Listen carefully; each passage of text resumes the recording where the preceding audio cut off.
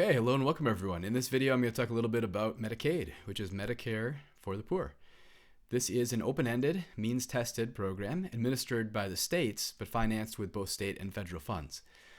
In terms of like the size, the magnitude of the population, well, enrollment's expected to be over 77 million, with spending rising to beyond $900 billion as largely as a result of the Affordable Care Act expansion going into 2024. Relatedly is the State Children's Health Insurance Program, which subsidizes states and their funding for health insurance for low-income children who would otherwise not qualify for Medicaid. So jointly between these two programs, this covers something like 35 million low-income children. In terms of the economic consequences of Medicaid, well, there's a study, the Kaiser Commission on the Future of Medicaid in 1995, finding that most of the increase in Medicaid spending since 1988 was due to three things.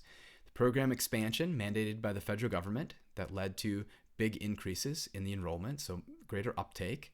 The overall increase in Medicare costs, or medical care costs, which would stretch throughout the system as a whole, and then increases in the reimbursement rates to the hospital and other providers. And certainly reimbursement rates is going to be a major cost outflowing from Medicaid. In terms of the Affordable Care Act, well, the focus there is universal coverage. However, insurance coverage doesn't necessarily guarantee access to care, and so we got to balance these two issues, as Henderson points out.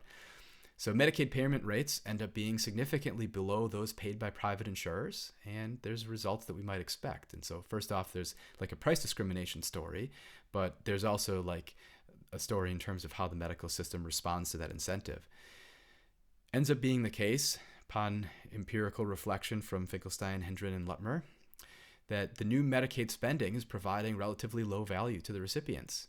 It might be creating actually lower value to the recipients than the cost of the program. So we'd represent this graphically in a supply-demand model saying the social marginal cost is below the social marginal benefit, which would indicate that that extra provision of whatever is the good or service ought not be taking place from the standpoint of efficiency. Turns out that the expansion of Medicaid has been even costlier than the CBO, Congressional Budget Office, had forecasted, and leading to a situation with largely poorer access, lower value, and higher than expected costs than had been forecasted. And so Henderson makes the observation that it very well might be that the states that chose not to participate in Medicaid expanding might have ultimately made the more sound decision. So sort of remains to be seen. It's certainly a big area for reform in the U.S. healthcare system, thinking about what's going to end up happening between Medicare, Medicaid, and the healthcare system as a whole as the Affordable Care Act continues to be debated, revised, repealed, or whatever is going to be the path in the coming decades.